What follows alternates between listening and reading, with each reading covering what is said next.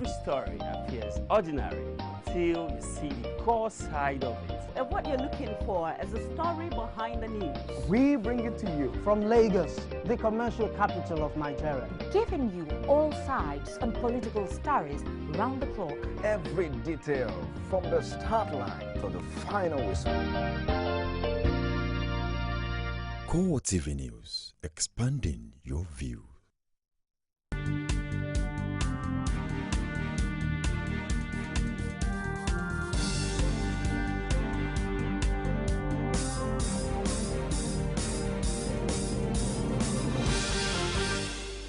Good evening and thank you for joining us on CoreTV Primetime News. I am Ebulomo Adekunle. In a major story, National Chairman of the PDP, Adamu Muazu, resigns as Secondus takes over.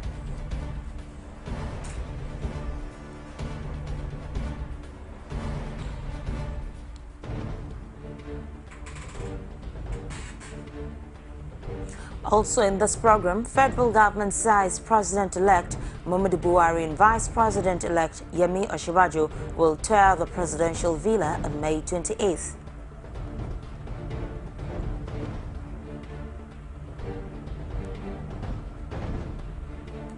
Pandemonium in Ado-Ekiti as drivers and Hausa community clash outside.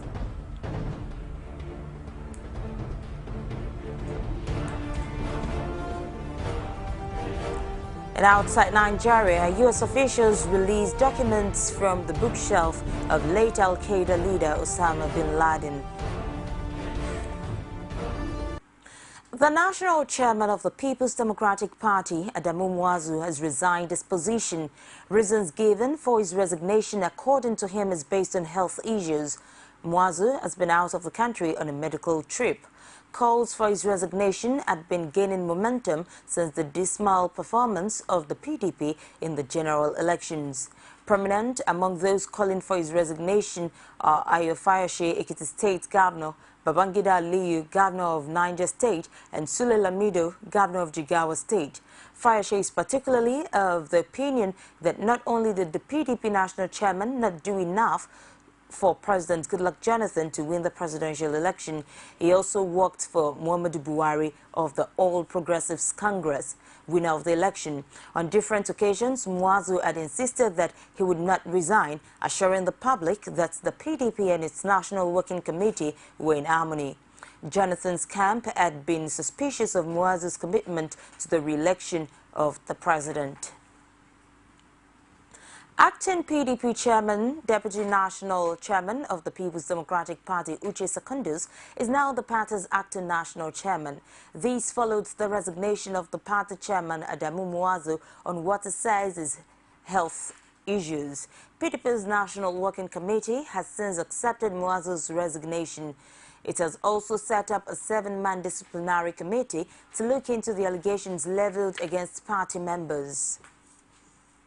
Democratic Party at its 399th meeting today, Wednesday, May 20, 2015, received and accepted the voluntary resignation of the national chairman of our great party, His Excellency Alhaji Ahmadu Adamu Muazu. Consequently, and in line with the provisions of Section 45(2) of the PDP Constitution, the Deputy National Chairman, Prince Uche Secondus, acts in place of the national chairman pending a replacement from the northeast zone of our great country. On the correct position of the status of our revered leader, the chairman of the Board of Trustees of the PDP, the National Working Committee will make its position public tomorrow, Thursday, May 21st, 2015, because our meeting continues tomorrow. Furthermore, the National Working Committee expressed complete confidence of the party in the National Publicity Secretary, Chief Olisametu.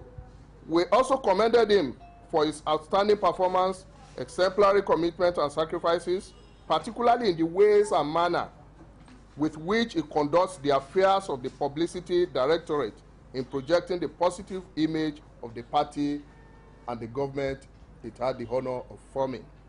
Meanwhile, the National Working Committee has set up a 7-man disciplinary committee headed by Chief Michael Abdul, with members comprising of Chief Mike Ogiadome, Senator Teslim Folani, Dr. Akilu Indabawa, Dr. Hassan Kafayas, Barrister Noye Nwago, while Barrister Tony Sisa Okeke serves as secretary.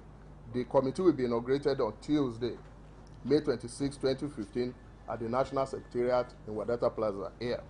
Finally, the National Working Committee called for calm and understanding of all members and other critical stakeholders, including the media, at this time of re-engineering process in our great party, while directing any member with genuine grievances to channel such through the appropriate organs. The National Working Committee of the People's Democratic Party has ordered for an investigation into the membership status of Femi Fani-Kayode. This, according to the party leaders, is as a result of the press war that claimed he has been mounting against them. National Secretary of the party, Wale Oladipo, disclosed the investigation plan in a statement issued in Abuja. He says if Fani-Kayode is found to be a PDP member, proper disciplinary action would be taken against him. With the crisis within the People's Democratic Party having claimed its national chairman, the chairman of the party's board of trustees, Tony Anene, has also resigned his position. Anene was the BOT chairman few weeks to the end of the tenure of Olusegun Obasanjo as the president in 2007, when the then president took over the post in controversial circumstance. The Edo-born politician said in a letter he signed and submitted to President Goodluck Jonathan in Abuja that his resignation is due to current state of affairs within the party. PDP National Chairman Adamu Muazu earlier resigned on Wednesday morning from his exalted party post as the first major casualty from the crisis rocking the party since it suffered a heavy defeat in the March 28th and April 11th elections. Ekiti State's Governor Ayodele Fayose says the resignation of the national chairman of the People's Democratic Party, Adamu Muazu, is a good thing for the party. Speaking through his chief press secretary, Idowu Adelusi, in Ado-Ekiti, Fayose said Muazu's resignation is a welcome development. It said that when a political party loses an election, the moral thing for the leadership of that party is to quit office. Adelusi said the development would not in any way affect his boss's relationship with Muazu. He said the Ekiti State Governor supported the call for his resignation in the interest of the party, while Muazu, according to him, also resigned in the interest of the party. So both of them are fighting for the interest of the party. The outgoing government has concluded plans to give President-elect Muhammadu Buhari an official tour of facilities at the presidential villa ahead of the May 29th handover. Information Minister Patricia Akwashiki told State House correspondents that President Goodluck Jonathan and his deputy Namadi Sambo will conduct the President-elect Muhammadu Buhari and his deputy Yemi Osinbajo around the villa on May 28th. The President presided over the council meeting today with the Vice President and most honorable ministers in attendance. The deliberation today was taken up by the preparation for transition, and the SGF briefed the council as follows: that on the 28th of May, there will be one inspection tour by the President in company of the Vice President with the President-elect and his Vice President. There will be a tour of the facilities of the villa. Thereafter, there will be a small handing over ceremony in the council chamber where the President will hand over the briefs collected by MDAs and government agencies to the incoming administration. State governors elected on the platform of the All Progressives Congress wants the leadership of the party to avoid the pitfalls that brought the People's Democratic Party to its knees. The chairman of the Progressives Governors Forum, Rochas Okorocha, offered the piece of advice on Tuesday night at a valedictory session in honor of 4 outgoing governors of the party. Paisa Emil has more.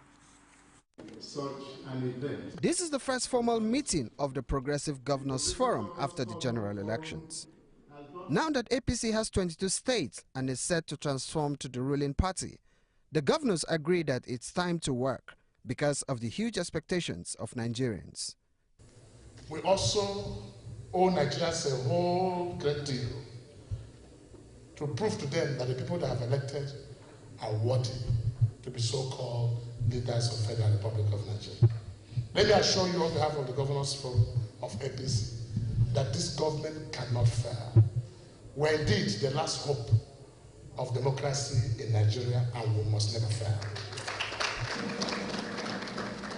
Incumbents and governors-elect of the party were present at the meeting, and party leaders took out time to call on the governors to be mindful of the mistakes of the PDP, which led to its defeat at the polls. They maintained that Nigerians are wiser now, hence the need to be accountable and responsible to the people. I enjoin all our incoming governors to become governors of example. No matter how many people speak on this podium, we'll just be repeating what our chairman has said. If they do so, Nigeria will be truly changed. I want to appeal to everybody here and repeat that we have scored a signal victory. The way business is done from now on must be different in every sense of the word. We are going to face the challenge of reshaping this nation. We are going to face the challenge of reshaping the ethics and morality of our nation. The whole world was with us in the process of our struggle. Representatives, I am so confident that APC will exceed the expectations of Nigeria. When we were looking for registration of APC, many Nigerians never gave us any chance, but we became registered and became a political party. They also know that now that the elections are over, many Nigerians are anxious for May 29 to come in order to see how the change they opted for will deliver better living standards. Pius Samuel, CoreTV News, Abuja. A coalition of youth groups in northern Nigeria is drumming support for the aspiration of Femi Gbajabiamila as the next Speaker of the House of Representatives. Coalition of Northern Youth Associations said in a statement that Nigeria deserves the best for the position, regardless of geopolitical or ethnic considerations. The group noted that it was not out of place for the Speaker to emerge from the Southwest, the same zone which produced the Vice President of the incoming government. According to the group's national president, Abubakar Mohammed, the Southwest deserves to be well compensated for ensuring what it described as a landslide victory for Buhari during the presidential polls. It's the CoreTV Primetime News. We'll take a break and we'll return with more stories. Don't go away. Every day of the week will bring to you divergent views on news making the headline. If people who commit crime are being rewarded with national honors, with national appointments, then where are we going in this country? It's not about whether it was Jonathan or whether you are going to have a Buhari. It's the kind of political structure we run. Sometimes it gets confrontational. We are talking about a Buhari who at 41 became head of state. The man did not exhibit the attribute of somebody that is strong intellectually. So, comrade, you're saying if you become governor, you're going to bring back Okada? Of course. You will bring back the market women on the streets? Excuse me, don't put words into my mouth. On Core Digest, we bring all of this to the court of public opinion, where you are the judge.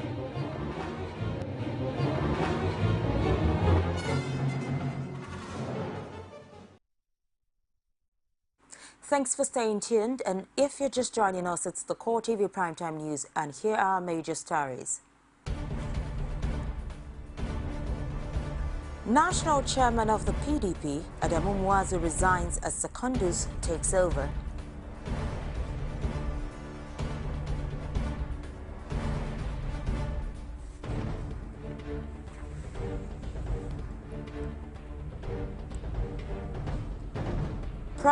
Federal government says President-elect Muhammadu Buhari and Vice President-elect Yemi Osinbajo will tour the presidential villa on May 28th.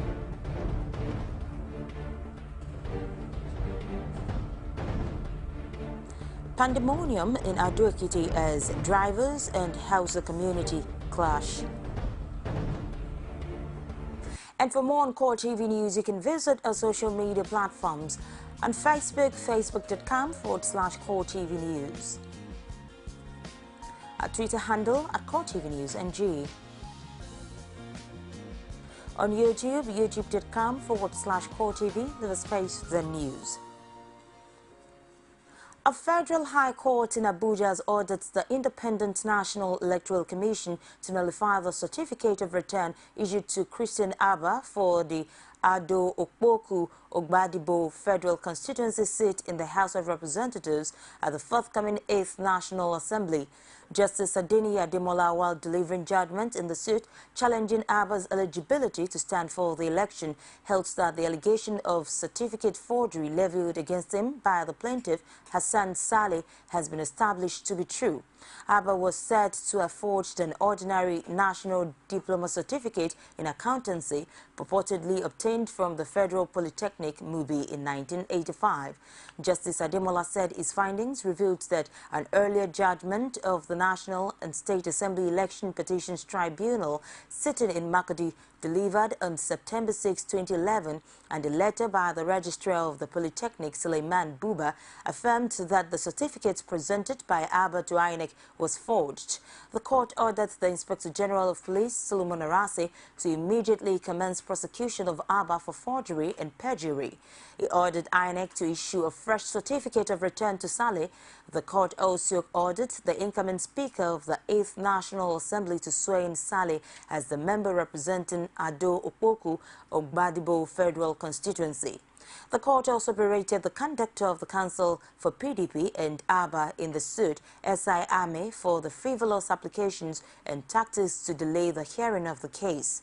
Justice Ademola therefore ordered that the processes filed in the suit and his judgment be served on the Nigerian Bar Association, the Legal Practitioners Disciplinary Committee, the Legal Practitioners Privileges Committee, with a view of taking appropriate sanctions against Ame.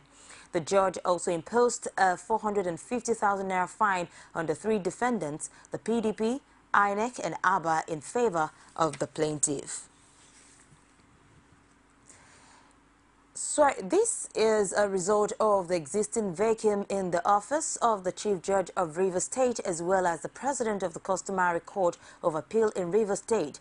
The Attorney General of the Federation and Minister of Justice, Mohammed Adoke, has directed the Chief Justice of Bayelsa State to swear in the Governor-elect of Rivers State, Nyesom Wike, on May 29th, 2015. According to a press release signed by the Attorney General, the directive has become imperative in order to avert a likely constitutional crisis in Rivers State on May 29th, when the governor-elect is expected to be sworn in as governor of Rivers State. Adoke added that his directive is in accordance with Section 185, subsection 2 of the Constitution of the Federal Republic of Nigeria, 1999, which provides that the oath of allegiance and the oath of office shall be administered by the Chief Judge of the State or Grand Qadi of the Sharia Court of Appeal of the State, if any, or President of the Customary Court of Appeal of the State, if any, or the person for the time being respectively appointed to exercise the functions of any of those offices in any state. It urged the government and people of Rivers State to take note of this development and appreciates the fact that the invitation extended to the Chief Judge of Bayelsa State to administer the oath of allegiance and oath of office on the governor-elect of Rivers State on May 29, 2015 is in accordance with the Constitution and should therefore be respected by all and sundry.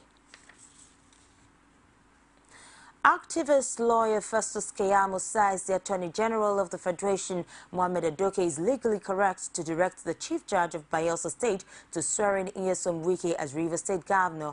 The lawyer said in a statement that Section 185, subsection 2 of the Nigerian Constitution empowers him to take such step. Keyamo, who is a member of the All Progressives Congress, quotes copiously from the Constitution to justify why, in the absence of a chief judge of a particular state, a corresponding judicial officer in any state of the Federation can administer the oaths. He added that it was inconceivable to think that the assumption of office of a public officer who has been declared winner of an election can be scuttled because of the absence of someone who is to perform what he insists is a purely ceremonial duty.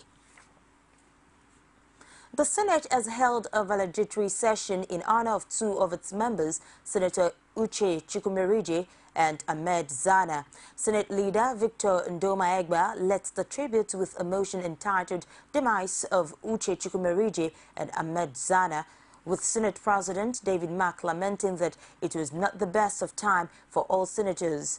Mark hailed Chukwumerije as an economist, an educationist, and a journalist of repute, while he described Zana as a bold and courageous parliamentarian. And all of you are aware, was the chairman of the Senate Committee on Education.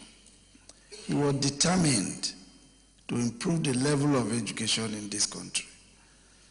He always told me that he wanted to do everything possible so that those old good days of the University of Ibadan will come back.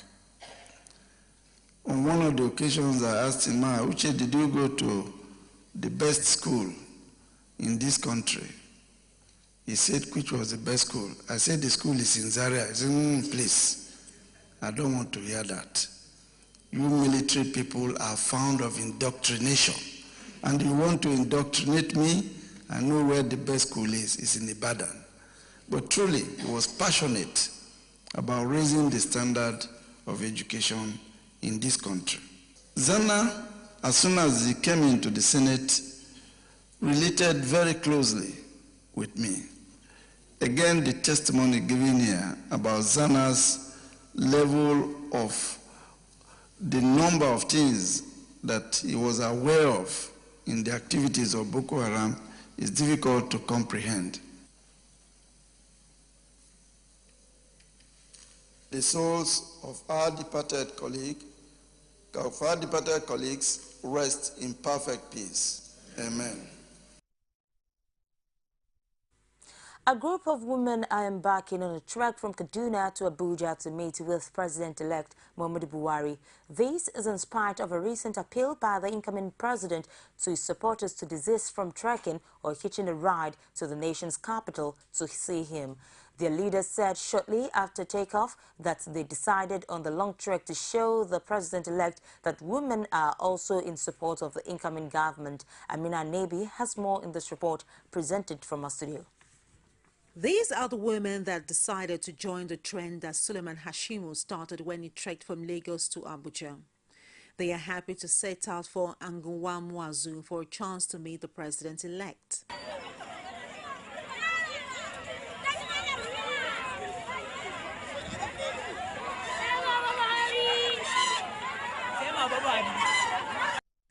Not even the recent appeal by the incoming president could dissuade the group of female trekkers.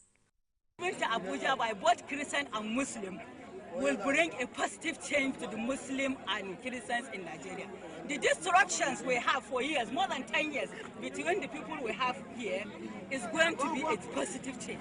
It's going to change by our unity from here to Abuja. Because we become one, we have become related, we enter into the bush, we go out and we make sure we protect each other from here to the time we have met our president. The local chief was happy to see them and willingly gave his blessings for the long trek to Abuja. We are talking of change, and the change has come. And women are equally playing their role to change. That's why they want to do what nobody has ever done. So we say kudos to them. So we are encouraged and proud them coming from our own district. So it's a plus to us. I know their major aim is they don't want women to be left behind, and that's one of the things they are trying to do. So we want to give God and also keep them for us, and they should have. The women plan to get to Abuja in 3 days and hopefully have a one-on-one session with the president-elect on the need for a sizable number of women in the incoming government. With the kidnap and impeachment fever still hanging over the residents of Ekiti State, another pandemonium has gripped Ado-Ekiti. The clash between drivers' union and the Hausas in Sabo area of the town has left many injured and so many properties destroyed. The cause of the clash was speculated to have emanated from the assault and robbery of the wife of a drivers' union chieftain. The crisis entering to its third day has, however, snowballed into a full-blown attack. Rashid has more in this report. Whatever that may have been the cause, the damage wreaked so far outweighs the reason for this brigandage. The people of Ado-Ekiti, especially those residing in Sabo area, woke up to the continuation of a two-day clash between drivers and the Hausa community. The trivial matter, now a full-blown clash, was said to have been the robbery of the wife of a driver union's chief, while the said culprit took refuge at the slums making up the Sabo community. The end result is looting, arson, damage of properties worth millions of naira. This is coming barely 24 hours after the resumption of the new CP, Etop John James, who was until his deployment to Ekiti, commissioner in charge of community policing. But today, a community is at war, and the police force looked on helplessly, even as CoreTV cameraman was beaten by these hoodlums. When the drivers and Hausas were fighting, so I went there to cover the event. So suddenly, some guys just came on me and bounced on me, beating me, hit me with rod, damaged my camera.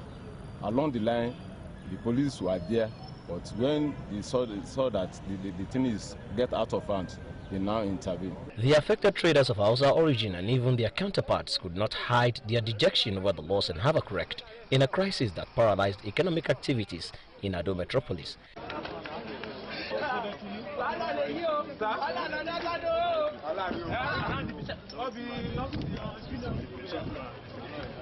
They called me, say they fight inside market.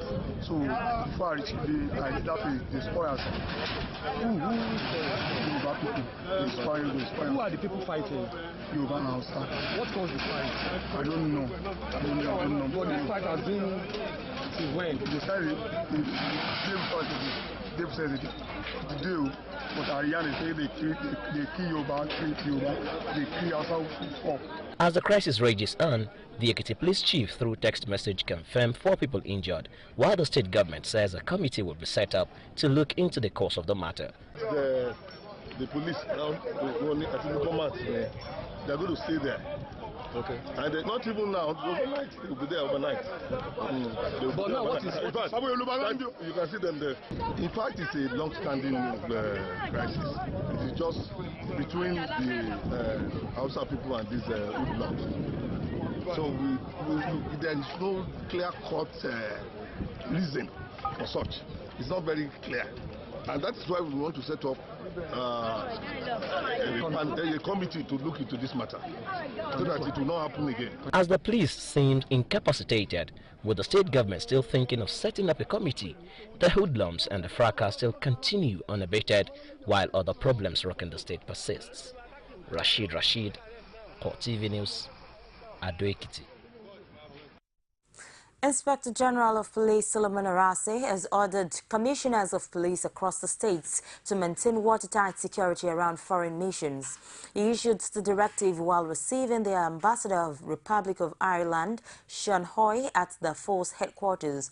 Force Public Relations Officer Emmanuel Ojukwu said the IG assured the ambassador that foreign missions in Nigeria will continue to receive adequate security coverage.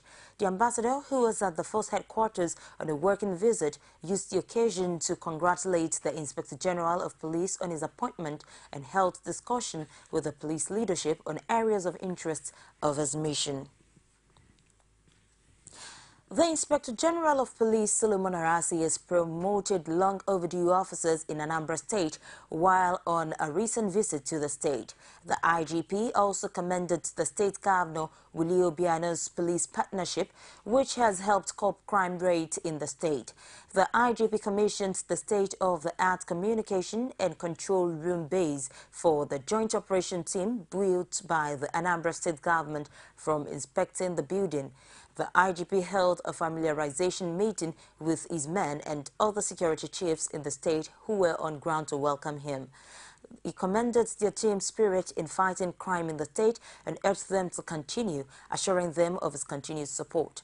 The State Commissioner of Police highlighted their major challenges, but not without mentioning all the support they have received from the state government in terms of infrastructure and welfare. The officer also had the opportunity to air their complaints and the case of one Obot Okun, who was demoted for an offense he had been punished for, drew the sympathy of the IGP, who instantly ordered his promotion and decoration. The IGP announced the promotion to the next rank of all the policemen that mounted sentry as he observed excellence in their performance.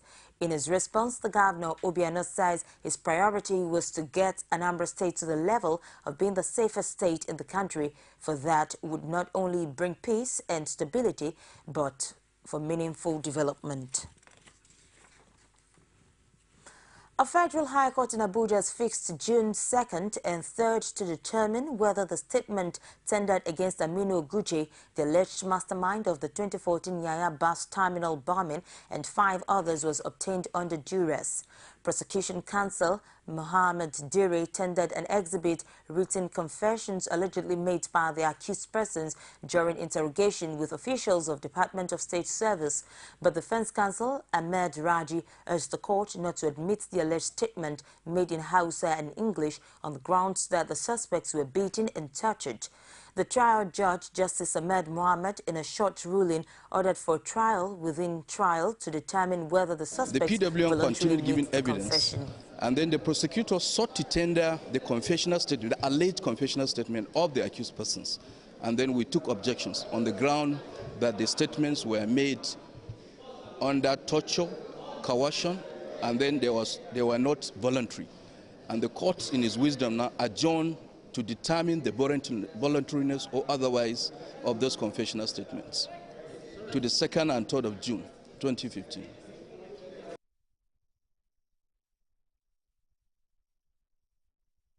The Nigeria Labour Congress on Wednesday laid siege on the NIPO's headquarters in Abuja over alleged violations of labour practices.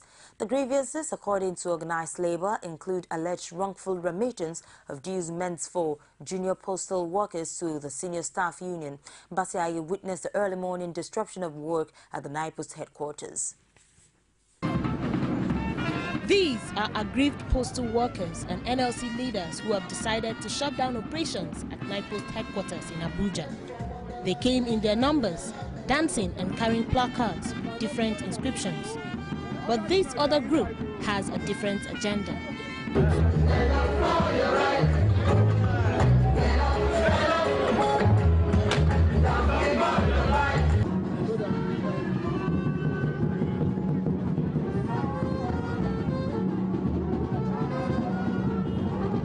Their grievances include the alleged decision of management to compel lower cadre staff from grade level 7 to join the senior staff union, SACTAC, and the non-remittance of check-off dues deducted from NUPTE over the years. They insist that it is an attempt by NIPO's management to weaken the union. We want to communicate this message to the Postmaster General because he is supposed to be a father to all. He shouldn't, through any process of divide and rule, try to divide the rank and file of his workers. And that is why we are here. We want this message to be communicated to him. This is our first leg of intervention. Where this fails, all our state councils of NLC shall be communicated to seal NIPO's offices across all the 36 states of the Federation. They are trying to weaken the union. Woke up one day and said all level 7 and above, who are members of our union, have been transferred to the Senior Staff Association in a democratic setting. The leadership of the Senior Staff Union, however, insists that the NLC is out of order as the issues are internal. They cited a court injunction to buttress their point. In this organization, there are two in-house unions. In Nigeria, there are two labor centers, the Nigerian Labour Congress and the Trade Union Congress. By the law, a trade union is free to join any of them. We belong to the SACTAC, that is Senior Staff Association of Communication, Transport and Cooperation, that is affiliated to TUC. And the Labour Act is clear as to picketing, strike and the rest of them. Where there are two in-house unions, you are not supposed to coerce, force, or barricade the entrance to force the other members who are not your members to partake in the strike, to give effect to the strike. We had expected the law to be obeyed, more so that there is a court injunction. Management also accused Labour of evading attempts to resolve issues. What management did was just an advice which they acted upon from the Ministry of Labour and from the Industrial Court. And since the matter is in Industrial Court, we also, despite that fact, has never closed our doors. We ask them, go and settle now and come back, give us your will, and we implement it. That's what we told them. And we have been waiting for them to go and discuss and agree between themselves and come back. So either the TUC or the NLC, whoever is there, we are not running away from dialogue or discussions. The picketing stalled operations at NIPOST head office for a whole day. And while management is asking for patience and understanding, Labour says standard practices must be the guiding principle. Basia Ye, CoreTV News, Abuja.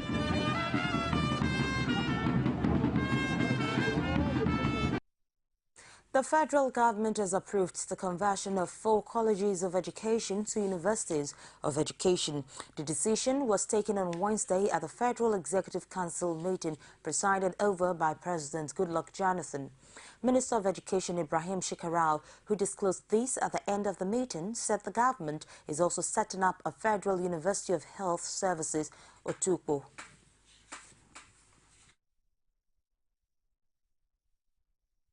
And one of the major highlights was that the council approved the conversion of 4 old federal colleges of education to new universities of education. These colleges are Adeyemi College of Education in Ondo, is now approved to be converted to Adeyemi University of Education, Ondo. Then Federal College of Education, Zaria, will now be Federal University of Education, Zaria. 3, Federal College of Education, Kano, has now been converted to Federal University of Education, Kano.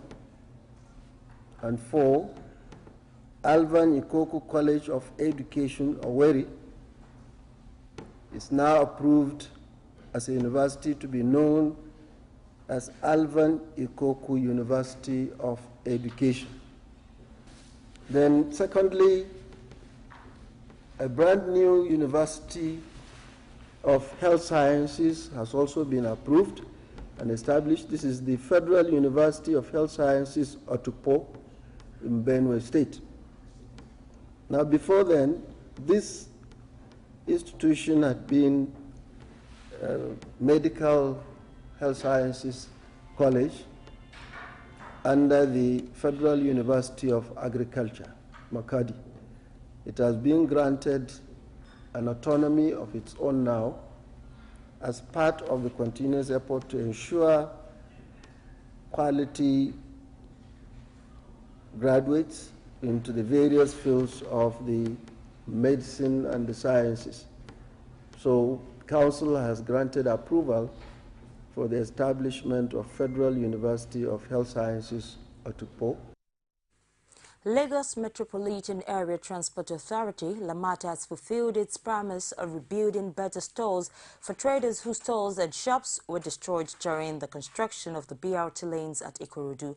Patience Ajiboye was at the Stakeholders Forum for road widening on the Ikorodu Mile 12 road and brought back this report.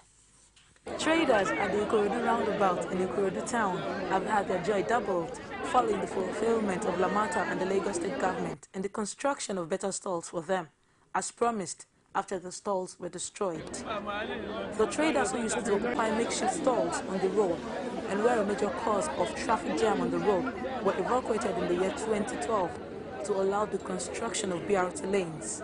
And when many thought promises for better stalls were just sweet words, Lamata and the Lagos State government proved their doubts wrong with the construction of stalls at a Greek bus stop and the allocation of same to the evacuated.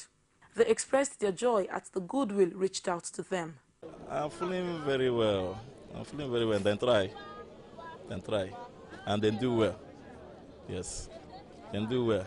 So I thank God that my own, my own reached my hand. So I really thank God. We keep hope on God that they will do their promise. As you can see today, they have fulfilled their promise by giving us all this allocation letter. That means we have gotten our heart desire. Now I'm seeing it for my eye and I hear it, and I have take the paper. This is the paper they give me now to show. I'm very grateful for Lamata. May God Almighty guide you people anywhere in Jesus' name. It's a welcome development. We thank God and we thank the Lagos State governor. They promised us when they demolish our marketplace that they are going to provide another market for us, and they fulfill it. Lamata, however, says the gesture is not just the fulfillment of promises made to the traders.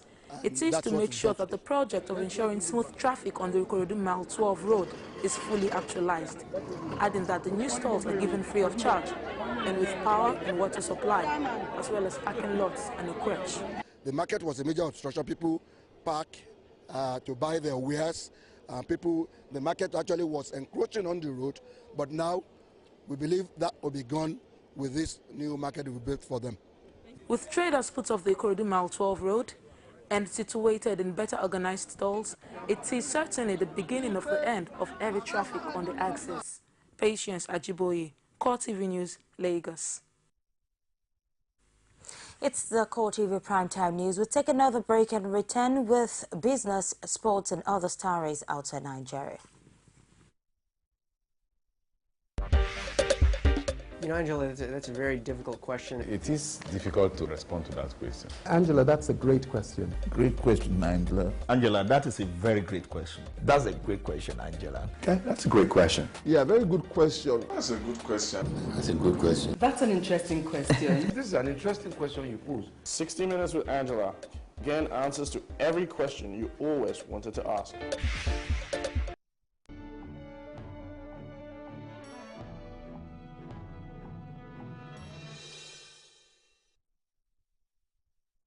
Thank you for being there. The Central Bank of Nigeria has harmonized the cash reserves ratio, CRR, of the public and private sector deposits at 31%. The bank, however, retained the monetary policy rate at 13%.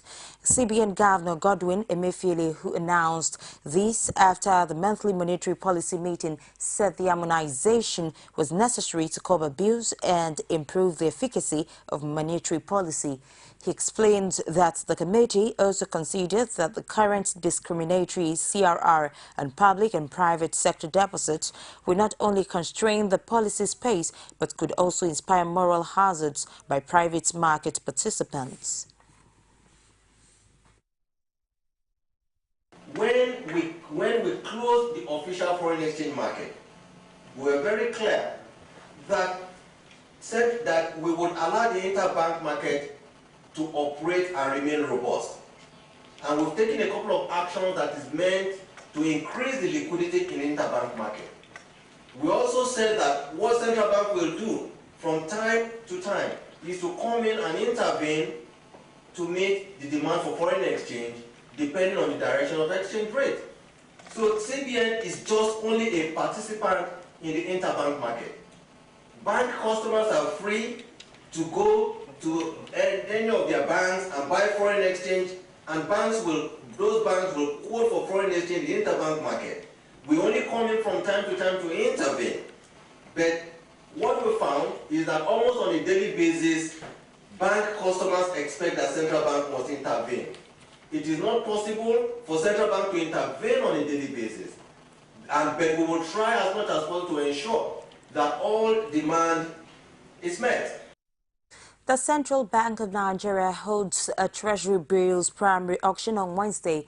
The instruments, which are worth 110.94 billion naira amount, were issued in different tenors of 91-day tenor, with the offer rate of 9.80 to 10% at 32.44 billion naira. 182-day with offer rate of 12.90% to 13% at 22.82 billion naira, and 364-day instruments with the offer rate of 13.2% to 13.40% at 55.68 billion naira. However, activities in the T-bills market have been bearish since the last auction on the 6th of May 2015, as yields have appreciated significantly across tenors by an average of 1.75%. Meanwhile, yields across all tenors on offer recorded substantial increases. Let's now join Sabina Izoku for the stock market report. CoreTV News Stock Market Report. Hello there and welcome to the Stock Market Report segment with me, Sabina Izuku.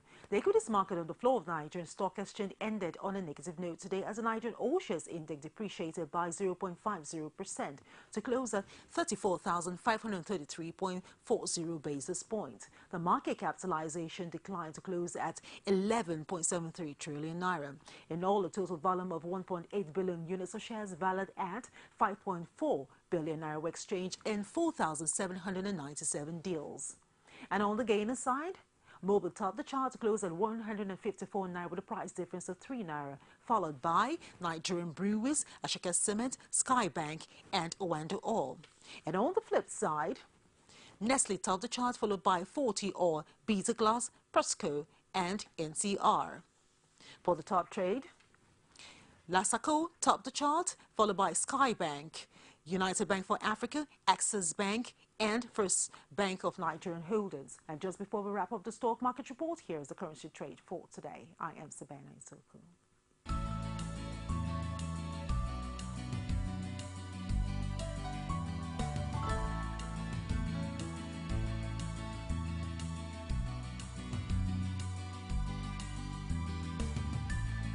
CoreTV News Stock Market Report. On sports, Lewis Hamilton has signed a new 3-year contract as Mercedes that could be worth up to $27 million a year. The 30-year-old Briton has been with the team since 2013 after 6 years at McLaren and won his second world title last year. Hamilton leads teammate Nico Rosberg by 20 points in the current championship. He had been linked with a move to Ferrari despite saying in March that a new contract was 99.6% done, with negotiations said to be completed. Negotiations said to be completed and just legal stuff remaining at the point. It is understood Hamilton will earn a basic salary paid in US dollars of $31 million plus extensive bonuses, depending on how many races he wins and whether he becomes world champion. These bonuses could easily take his annual earnings well over $40 million. The overall value of Hamilton's deal is fundamentally similar to F1's two other big earners and multiple champions, McLaren's Fernando Alonso and Ferrari's Sebastian Vettel. Since joining Mercedes, Hamilton, who won his first world title with McLaren in 2008, has won 15 races, 11 of those coming as he beat Rosberg to the 2014 title. He has won 3 of the first 5 races of the season. The Super Falcons coach has announced his provisional squad without the legendary striker to embark on a training tour in North America for the FIFA Women's Cup. Coach Edwin Okon named a preliminary 26 women's squad for the Nigeria senior women team ahead of the 2015 FIFA Women's World Cup in Canada, which begins on June 6. A notable absence is legendary striker Perpetua Nkwocha, the 39-year-old four-time African Women Footballer of the Year, was dropped after participating in 3 straight World Cups outings in 2008, 2003, 2007 and 2011. The African champions will play a friendly match against the senior women's national team of Canada on 25th of May. The same day, Okon is expected to release his final 23 squad for the World Cup. The Super Falcons will begin their campaign in the preliminary stages against Sweden at the 7th FIFA Women's Cup in Winnipeg on 8th June before taking on Australia at the same venue and then USA in Vancouver.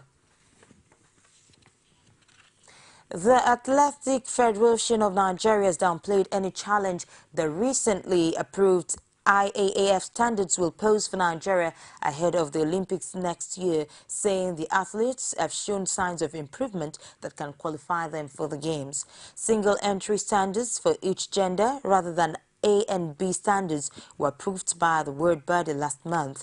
The women's 100 meters has been reduced to 11.32 and the men's 400 meters to 45.40. The men's 100 meters stays at 10.16. The AFN boss ruled luck out of Nigeria's success at the World Relays in the Bahamas and rather gave credit to the team's preparation. In the race, the USA team could not finish when a poor baton exchange caused the athletes crash on the track and the Bahamian team were disqualified.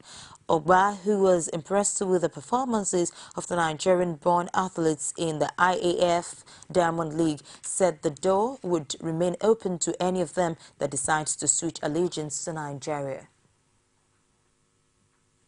And now to other stories outside Nigeria. U.S. officials have released documents that they say were found at Osama bin Laden's secret compound in Pakistan during a raid in 2011. Special Operations Commandos killed the Al-Qaeda chief during the operation and recovered the documents that officials have branded bin Laden's bookshelf. As well as Arabic correspondence, there are English-language books by Bum Woodward and Noam Chomsky and others on economic and military theory. More documents may yet be released. The Office of the Director of National Intelligence said a rigorous review had taken place before the documents were released. The documents, 103 papers and videos in all, include a number of translated letters, notes and other materials detailing Al-Qaeda operations. Many of the documents also have a version of available in Arabic. In one of the letters, bin Laden instructs one of his deputies to tell our brothers, in quote, that they must remain focused on fighting Americans. The job is to uproot the obnoxious tree by concentrating on its American trunk and to avoid being occupied with the local security forces, he writes. 5 of the world's largest banks had to pay fines totaling $5.7 billion for charges including manipulating the foreign exchange market. 4 of the banks, JP Morgan, Barclays, Citigroup and RBS, have agreed to plead guilty to U.S. criminal charges. The 5th, UBS, will plead guilty to rigging benchmark interest rates. Barclays was fined the most $2.4 billion as it did not join other banks in November to settle investigations by UK, US and Swiss banking regulators. Barclays is also sacking 8 employees involved in the scheme. U.S. Attorney General Loretta Lynch said that almost every day for 5 years from 2007, currency traders used a private electronic chart to manipulate exchange rates. Separately, the Federal Reserve refined a 6th bank, Bank of America, $205 million over foreign exchange rigging. All the other banks were fined by both the Department of Justice and the Federal Reserves. And that's it on CoreTV Primetime News tonight. Before we go, a recap of our major stories.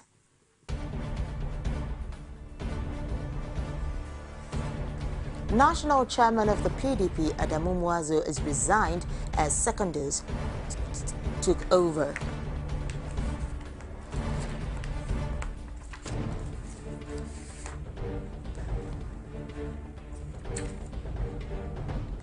Federal government has said President-elect Muhammadu Buhari and Vice President-elect Yemi Osinbajo will tour the presidential villa on May 28th.